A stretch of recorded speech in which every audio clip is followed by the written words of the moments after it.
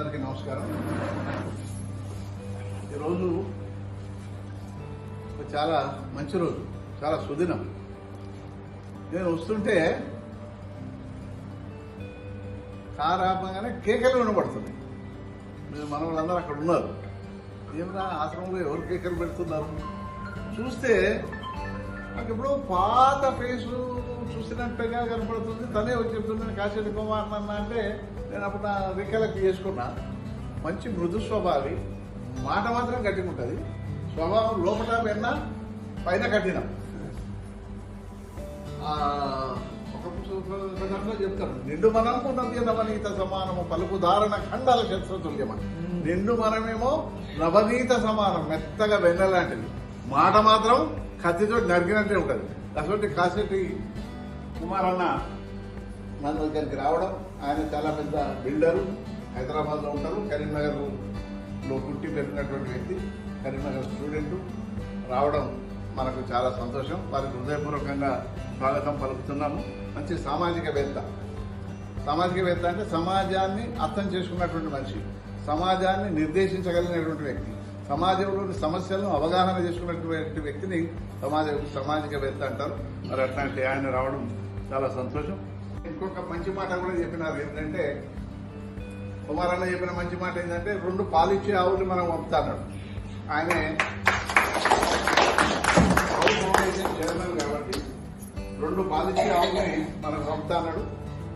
మీరు ఆయన దయ వల్ల త్వరలోనే మంచి ఆవు పాలు తాగుతాడు. చాయ్ తాగుతారా, ఆవు పాలు తాగుతారా మీ ఇష్టం. ఏమంటారు? ధన్యవాదాలు. మనందరికీ చాలా సుదినం, చాలా సంతోషకరమైన రోజు. మీరందరూ నిన్న మొన్న కొంచెం రద్దీతో ఉన్నారు. ఆ లక్ష్మక్క చచ్చిపోయింది. దాన్ని కలిసి తీసుకుపోయి మెడికల్ కాలేజీకి మేము అప్పచెప్పినాం. వాళ్ళందరూ కూడా ఆ డెడ్ బాడీకి సెల్యూట్ చేసి ఆ పిల్లలు అక్కడనే మా ముందే దాన్ని స్వాధీనం చేసుకోవడం జరిగింది. రాజ మర్యాదలతో పోయింది. ఎవరికైనా నాకైతే ఏమనిపించి చచ్చిపోతే ఇట్లా చచ్చిపోవాలని అనేటువంటిది అనిపించింది. అంత గొప్పగా మనం ఒక పనులు చేస్తున్నాం. చాలా మంది ప్రశంసలను కూడా అందుకున్నాం. మనం గోశాలకు వారు చైర్మన్ అంటే అంటే ఆవుల ఫౌండేషన్ అనే సంస్థ ఉంటుంది, దానికి చైర్మన్గా చేస్తున్నాడు. వారు మన ఆశ్రమానికి రావడం మనకు చాలా సంతోషకరమైన విషయం. ఈశ్వర కృప వృద్ధాశ్రమం ఓల్డేజ్ వాళ్ళు చాలా ఓల్డేజ్ వాళ్ళను కాపాడుతున్నారంటే అది చాలా అద్భుతమైన విషయము. నేను ఎందుకంటే చాలా ఆశ్రమాలు తిరిగాను. నేను 22 ఏళ్ల సంధి ఎక్కడ గోశాలలు ఉన్నా, అనాథాశ్రయాలు, ఓల్డేజ్ ఉన్న కడిపోతా. ఫస్ట్ నేను భూములు కొన్నా, జాగాలు కొన్నా. నేను రియల్ ఎస్టేట్ వ్యాపారిని అండ్ హైకోర్టు అడ్వకేట్ను. నా మిత్రుడు 45 ఏళ్ల మిత్రుడు ఈయన గంగాధర్, ఈయన కరీంనగర్. మేము చిన్నప్పటి బాగా దగ్గర మిత్రుడు. మేము ఇద్దరం ఒకటిసారి పెళ్లి చేసుకున్నాము. ఆయనకు కొడుకు బిడ్డ, నాకు కొడుకు. నా కొడుకు డాక్టరు, నా కొడుకు డాక్టర్, వాళ్ళు పెద్ద డాక్టర్లు. చాలా మందికి బీదలకు ఇట్లా ఓల్డేజ్ పోయిన వాళ్ళందరికీ డబ్బు తీసుకోడు. నా కొడుకు ఫ్రీగా వైద్యం చేస్తాడు. మా కోడలు కూడా గోల్డ్ మెడల్, చాలా పెద్ద డాక్టర్. ఆమె కూడా చాలా మంచిది. ఇక నీకు ఎక్కువ చెప్పాలని నాకు చాలా అది ఉన్నది. ఇప్పుడు నేను రాగానే కొంతమందిని అడిగితే మీ కొడుకున్నాడు అంటే ఉన్నాడు, నాకు 2 కొడుకులు అని ఒక అతను చెప్పిండు. ఒక ఆమె నా కొడుకున్నాడు కానీ అని ఆగుతుంది. ఇక మనం వాళ్ళ గురించి చెడు చెప్పద్దు. వాళ్ళు మనకు అన్నం పెట్టినా పెట్టకున్నా మనం కొడుకుల గురించి చెడు చెప్పొద్దని ఆలోచన. ఎందుకంటే వాళ్ళకు మానవత్వం ఉండి ఇటువంటి సమాజం చూసుకుంటా వచ్చినా కూడా మన కొడుకులు మనకు అన్నం పెడుతున్నారంటే వాళ్ళు చేసుకున్న పాపం అది. అంటే మనం ఇప్పుడు ఏదో మనం బాధపడద్దు. చచ్చిపోవడం అందరూ చనిపోతారు కంపల్సరీ. ఇప్పుడు మీ దానిద్దరికి అది మన పక్షవాతం వచ్చింది, పెరాసిస్ అంటారు ఇంగ్లీష్. పక్షవాతం వచ్చింది, ఒక ఆమె చనిపోయింది. ఆ చనిపోయింది కూడా పెద్ద మంచి ఊరేంపి లెక్క చేసిందని చెప్తున్న నాకు సంతోషం. స్వామి గారు, పిటి స్వామి గారు, ఈ ఏదో జన్మలో చేసిన పుణ్యం ఇది. ఇంతమందిని మీరు దగ్గర తీసుకొని మీకు అందరు మంచి మాటలు చెప్పి ధైర్యంగా ఉండాలి అని చెప్పుకుంటూ మీకు భోజనం పెడుతుండు.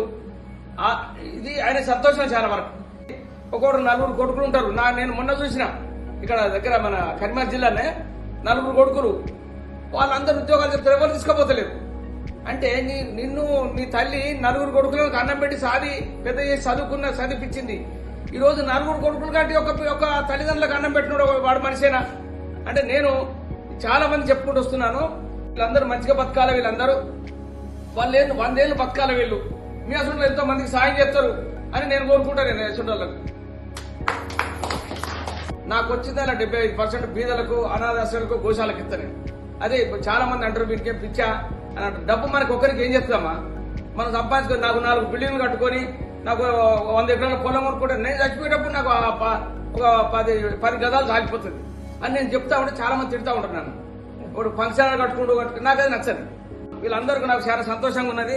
వీళ్ళు ఒకసారి వీళ్ళందరూ చూడండి. వీళ్ళు ఇప్పుడు మీరు ఎప్పుడు నవ్వుకుంటుండాలి. ఎవడో మనకి సంబంధం లేదు. ఇక విన్నారమ్మా మీరు ఇక నా కొడుకే లేదని అనుకున్నావే కాదు. ఇక మీరు మీ దగ్గర రాకుంటే మాట్లాడదు మీకు ఎంతో మంది వస్తారు. మేము కూడా మన చైర్మన్ ప్రెసిడెంట్ గారికి మేము కలుపుతా ఉంటాం. నేను ఫోన్ చేస్తా ఉంటా. నేను రోజు నెలకొకసారి ఫోన్ చేస్తా. నెలకొకసారి నేను కూడా వస్తా. మీరు ఎవరేం బాగా మంచి హ్యాపీగా ఉండాలి నవ్వుకుంటా. మనం నవ్వుకుంటుంటే 5-6 నెలలు ఎక్కువ బతుకుతాం. మనం రోగాలు రావు. మనకి ఏ వ్యాధి రాదు నవ్వుకుంటున్నాను.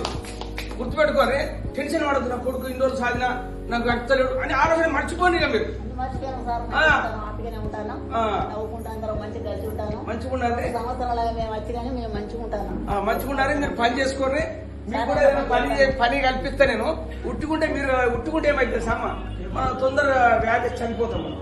మంచి నవ్వుకుంటా ఇట్లా అందరూ మీరు నవ్వుకుంటా ఇట్లా నవ్వుకుంటా ఎప్పటి మనం నవ్వుకుంటూ ఉండాలి. మీరు అందరూ ఎవరు బాధపడద్దు.